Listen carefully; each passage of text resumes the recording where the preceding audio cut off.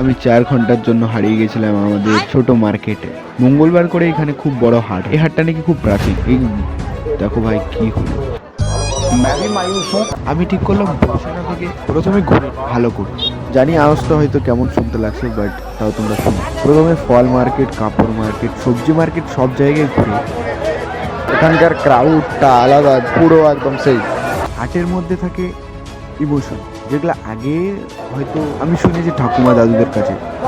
এইখানে মাছগুলো সেল করা হচ্ছিল, মানে জানি না কি হচ্ছিল, বাট তারপরে আমি এখান থেকে বাইরে যাই, মানে ফুলের গাছ দেখতে দেখতে। তারপর ঠিক করি আমাদের এখানে সব থেকে পপুলার শ্মশান, যেখানে শ্মশান মন্দির, এখানে আমি বসে থাকার ডিসিশন নিই। আমি ভাবছিলাম এখানে 3-4 ঘন্টা বসে থাকবো, বাট এখানে আর 3 ঘন্টা বসে থাকতে হবে।